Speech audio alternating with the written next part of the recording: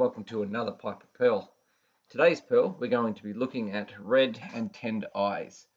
Now, eye disorders are quite common, but there's a lot of misconceptions associated with them, and obviously they range from relatively benign irritations, but they also can be classified as emergency and given the highest level of triage in order to protect eyesight. To start off, we'll just have a little bit of a look at anatomy, mostly focusing on the structures of the outer layers of the eyes. So the conjunctiva is a thin membrane that covers the entire eye. Most people believe it only sits in the corner of the eyes, especially around the lacrimal gland duct itself, but it'll actually cover the entire surface of the eye. And we have two different types of conjunctiva. You have the tarsal and the bulbar. So the bulbar is the conjunctiva that covers the cornea area, and the tarsal one are the ones that surround the rest of the sclera. Now, looking at the sclera is basically the cornea, but it's everywhere else outside of the actual cornea bulb itself. So the area that covers the anterior chamber is known as the cornea, but the actual area, the structure that covers the globe itself, is known as the sclera. So when you're talking about inflammations of different areas, just try to have a better understanding of where these structures lie in order to better pinpoint what you're talking about. Just go through a few facts and assumptions on your actual red and sore eyes. So the old red eyes accounts for about 80% of all presenting eye problems. So if anyone comes in with an eye problem, they're always going to have an associated feature of red eyes. So today we're going to break down a way in order to pinpoint what's actually going on through proper examination. And good history and examination techniques is often enough to get your diagnosis and decide what sort of level of referral it needs to. Now, because eyesight is precious and considered a top priority, you need to remember the red flags. And the first red flag that comes in is if there's any ocular or eyelid trauma itself, then it needs immediate emergency management and then referral often to an ophthalmologist themselves. Now, as far as conjunctivitis, which is a very popular diagnosis, the term acute conjunctivitis basically means anything that's less than 3 weeks, accounts for about 25% of all presentations. But only a very few of those are actually bacterial and therefore need antibiotics as a result of conjunctivitis itself. When you're dealing with infectious conjunctivitis, it's rarely associated with just one eye.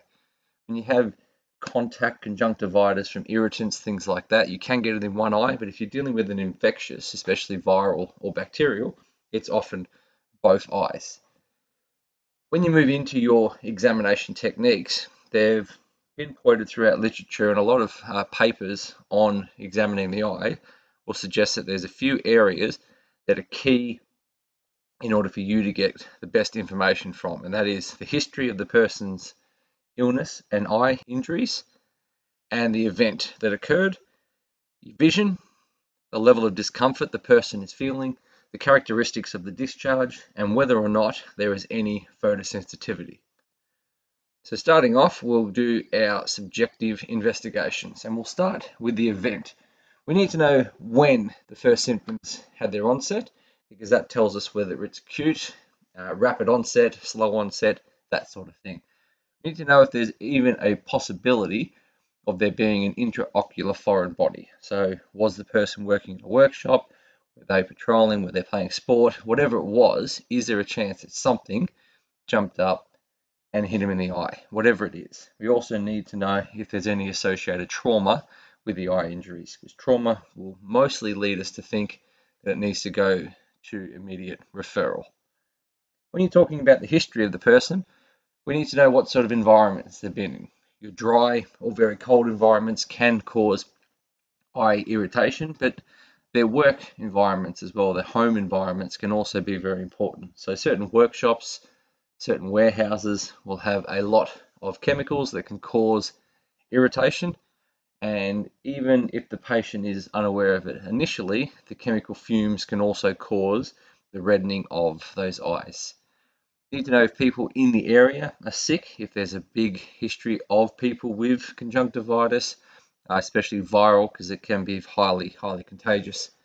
The person's illness themselves, if they have a coryzal viral infection, then it can actually lead up to conjunctivitis. Now remember, back in anatomy physiology, your eye doesn't actually have its own inbuilt immune system. So if you have enough viral load around your mucus, people would rub their nose and then rub their eye, the virus can get into the eye, the conjunctiva, and the only thing that can really protect itself is the lacrimation and the lysomes within. Okay, so it's quite a easy pathway in order to transfer that infection. The other one that is quite common that most people forget about is the contact lens. So even if a patient is used to contact lens, there's many cases where they will leave them in or believe they've taken them out. Sometimes they put another one in over the top, and it's a very common cause of irritation and also infection. So just ask the person about those sort of histories and you'll get a better idea of what sort of irritant infection disorder we're looking at. Moving down into our subjective questioning, understanding what sort of pain the person is feeling can help us really bridge the gap in our assessment. So if someone has what's known as superficial pain, that's the pain that's felt when you get something in your eye, when you have that irritation on the exterior aspect of the eye. Someone says they've got deep, dull pain in the eye, and that's a completely different pathway that we can look into. If the person says there is discharge, then we need to ask the characteristics of that discharge, because quite commonly, especially with bacterial conjunctivitis, is they'll have a large buildup of discharge in the morning. Okay, so that bacteria will be purulent and will often cause the eyelids themselves to get stuck together in the morning, but then by the time they've cleaned it and come to see you, it can be difficult to see. Other discharge they can just describe as watery, or it just seems like I'm crying a lot more. Ask them if they've had any visual problems, anything like blurred vision. They have halogens around lights sources that can be an indication of acute glaucoma, but most of the time the patients will present with a blurred vision itself for superficial type injuries. But if there's any visual loss or loss of visual fields, then we have to start looking deeper into those deeper structures, a few disorders that we'll look at in just a bit. Now, in regards to photophobia at the start, if someone says it, can be quite vague, but it can lead to things like acute glaucoma, acute uveitis or iritis itself, and even your corneal ulcers and your herpes simplex keratitis can also cause your photophobia itself. So just be aware that photophobia is not a normal thing. It's normal when you're dealing with migraines, headaches, and that sort of stuff. When someone has red eyes, it can pinpoint down what sort of disorders you're looking at just by someone being highly sensitive to light. And the obvious other one is obviously when you have your ultraviolet keratitis, that can also make you quite sensitive to light itself. Now, hay fever and allergens can cause an allergic conjunctivitis, which will give you a watery discharge and itchy eyes itself. That's the key difference between the allergen and the other one, is the patient feels like they have very itchy eyes. Now, medications are quite uncommon causing eye problems. There's a few higher end antidepressants, alpha blockers, things like that can cause dry eyes. But NSAIDs can also cause eye irritation if someone's taking them along for an extended period of time. And you need to know what sort of self-treatment the person's had, whether they've just irrigated it with tap water, whether they've tried some natural remedy that they've heard about. Just try to find out what's actually gone into the eye before you move on to any of your other treatments itself. And by there, you'll have a pretty good understanding of the subjective data. And in reality, if anyone comes to you and they're saying that they have visual problems like visual loss, that's a good enough red flag in order to move them on to higher referral. For us, can be the doctor, but they often need to go to the ophthalmologist itself in order to have a good look at the back of the retina. Moving down into objective investigations, we have to talk about equipment. Now, an ophthalmoscope is probably the best bit of kit you can have. It's often not taught that well how to use, and I'll conduct a lesson itself on how to use an ophthalmoscope properly. But the advantage of having that is you get a good light source that's designed to go in the eye without causing massive irritation. It has your magnification, and it also has light filters. Now, whilst the red light can help you look in the back of the retina if you're trained to know what you're looking for, it also has a cobalt blue light, which is needed when you're doing fluorescein staining, which is something that we can do, and it helps us pinpoint down certain superficial type injuries and correct management, especially when dealing with antibiotics itself. When you're out in the field, it's best to have an eye chart, and I'll go through again a lesson on doing an eye examination in the field without all the fancy equipment. You need a cotton bud in order to help you invert the eyes. Now, we'll talk a little bit about that during the observation, but it is best to invert the eyelids in order to look underneath it and look under the surface of the eyelids in order to have a proper examination. Now, medications that can help in your eye examination is we obviously have the fluorescein, which I spoke about, and we have local anesthetic. Now, local anesthetic is used if you need to investigate the eye, but the person's in too much pain to do so. You put a little bit of local anesthetic in, and it can help you get a better observation of the eye. The goal in every single eye injury and eye illness is you must test the vision and record your findings down. You must have a starting point of your primary health examination on what their vision was like on presentation. Okay, it's an absolute must. And from there, we need to have a very close look at the eye for certain signs that can help lead us down a certain diagnostic path. So looking at the eye itself, we'll start with the eye on the left. Now, this eye is incredibly healthy, and I sort of did it deliberately to find an eye with all the characteristics of disorders within it is obviously quite difficult. So we'll do our best to describe what we're looking for. So one of the telltale signs when we're dealing with red eyes is often denoted as inflammatory injection. So when we talk about injection, we basically mean the appearance of the red vessels, and that's obviously what gives it the red eyes. Now, looking at those inflammatory injections very, very closely, we can determine their spread. Are they a diffused spread, or are they very focused, or can they actually be quite pinpoint? So when we're looking at the eye and we notice that we've got quite a focal area of maybe a little bit darker reddened area on one part of the sclera itself, that often denotes episcleritis or scleritis itself, as opposed to conjunctivitis, where the actual injection is quite diffused all the way across the actual sclera. If you notice any focused red areas or a high amount of watering and a certain characteristic of pain, you can also put the fluorescein drops in there in order to look under cobalt blue light for a concentrated gathering of this fluorescein it's actually fallen into the corneal abrasion or whatever it is. Looking at the pupils itself is very important. We're not just looking for reactive pupils, we're actually looking for anything that is irregular in the pupils. Its roundness, its size, its regularity, all these sorts of things, characteristics need to be taken into account. Now, as far as discharge goes, we can often look around the lacrimal gland itself. For a discharge, it's often where it will pool. But when you have something known as a macropurulent discharge, that is indicative of bacterial conjunctivitis. If it is a watery discharge or maybe a slight mucoid type discharge, it can be irritation or viral conjunctivitis. Now, when we look around the actual eye itself, we can look for certain characteristics of glands. So when we're looking at allergic conjunctivitis, underneath the eyelid itself, you can actually get these nodules or papillary forming, which denotes allergic conjunctivitis. You can also get your lymphoid, so very, very small pinpoint looking vesicles, which leads us towards viral conjunctivitis.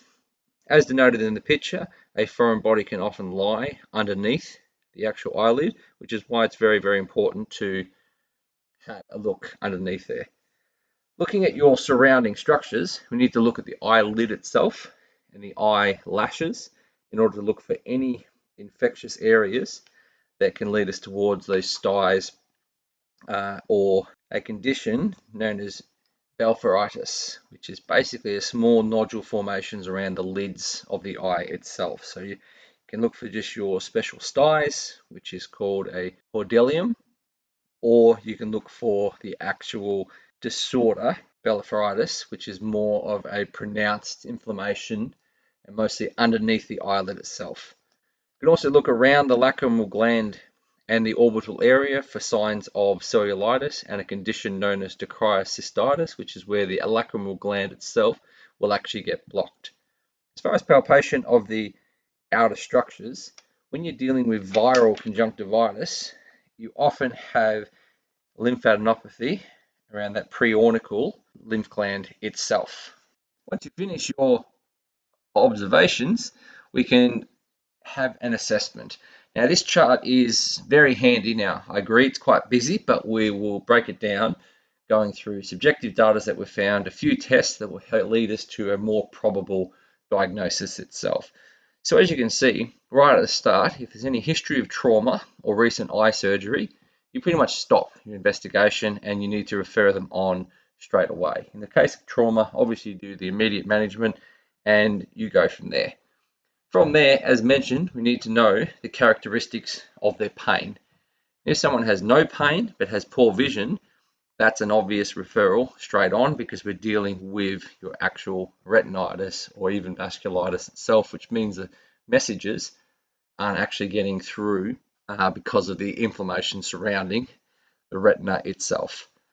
When we're dealing with deep pain will often lead us towards needing further investigations or referrals to doctors and ophthalmologists. So if it's not a superficial type, I've got something in my eye pain, then we can keep it going with our investigations to denote things like the pattern of redness, whether it's diffused, focused, or a ciliary flush. Now, a ciliary flush is best described as an area of redness, almost a small gathering of reddened cells on the outside of the iris itself. Okay, so they're basically around the iris, you get this slight reddening, and then that is known as a ciliary flush, and that leads us to looking into the pupil size itself. Okay, now if we have a diffused redness, then we examine the eyelid, and if you have any case of eyelid droopiness, which is known as ptosis, then you can lead to your cellulitis, or basically an increase in pressure within the orbital globe, which causes that congestion. Okay, so as mentioned, quite large disorders. But when we look on the other side, starting at pain, and we have superficial pain, this is mostly where our realm of further investigation and treatment will actually lie. So starting with superficial pain, if someone has abnormal vision, then we tend to lead towards using fluorescein in order to aid us in our examination, looking for those foreign bodies, chemical infestation, or the corneal abrasions or ulcer. Corneal ulcer can need a referral, but it's just good to know, and you can do it at the same time. If someone doesn't have any visual problems, so you've got no blurred vision, no aura, no loss of sight, then we start looking at the redness patterns. If it's focused, then we're looking at those really fine episcleritis type things, but you can also look out for, it's quite obvious to see, is a hematoma itself, or an hemorrhaging around the conjunctiva. Literally looks like a pool of blood in the eye, so that's nice and easy to see. If someone has diffused redness right across, then we have a look at our eyelids, okay, and we do the eye examination, and that's where we look for those characteristics that we just mentioned before, which is the stye or hordeolum. Then you also have a Melbovian cyst, which is basically an internal stye itself. So those sort of disorders can be treated, believe it or not, with steam and heat, or a heat pack going over the eye can help sort of unclog those small vesicles, release the cyst pressure, and then break it down. Now, I know there's a lot of wise tales out there about using gold rings and that sort of thing, but they find that heated pads are the best for that.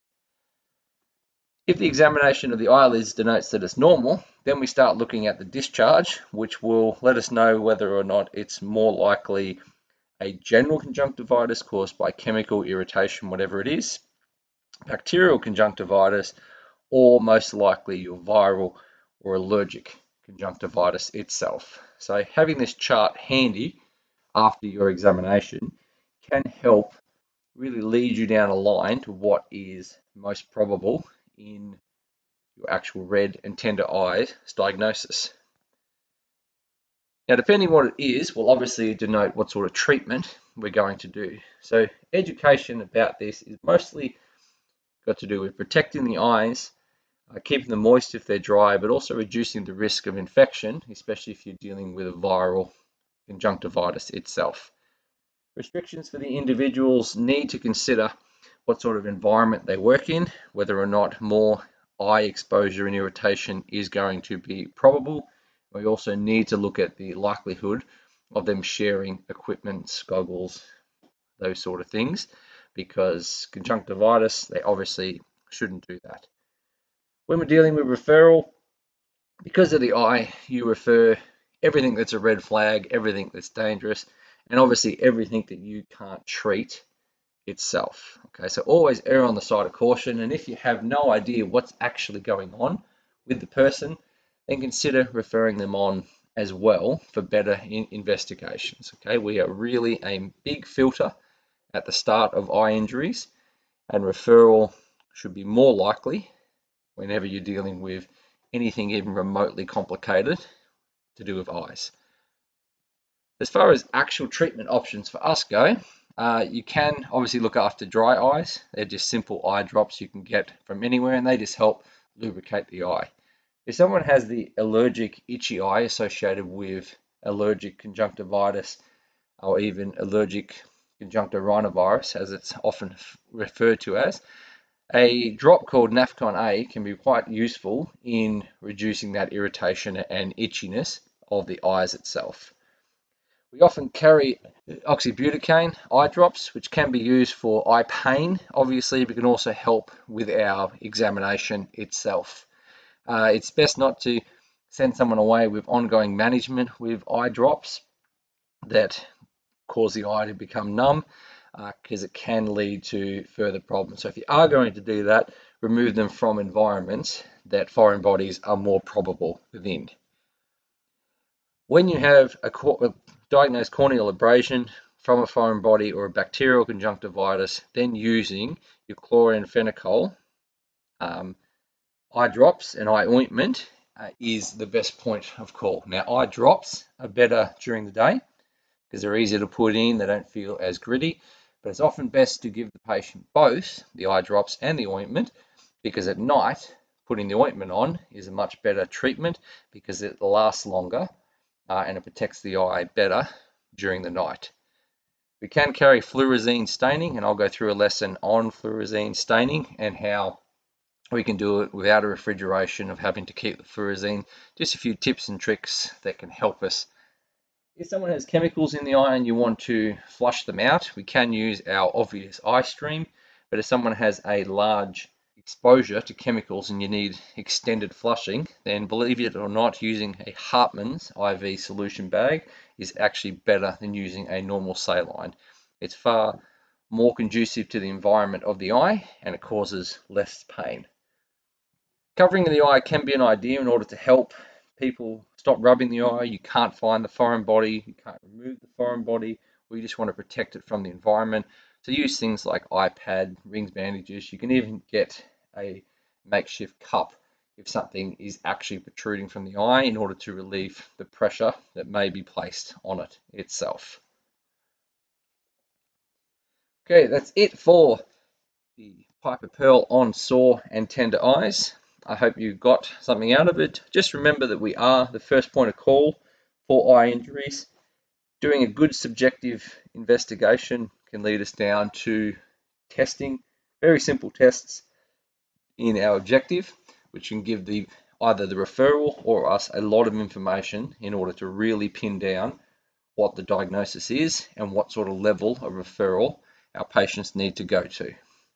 Now, on an end note, if for some reason someone only has one good eye, then referral is basically guaranteed. Okay, we must protect that one good eye at all costs.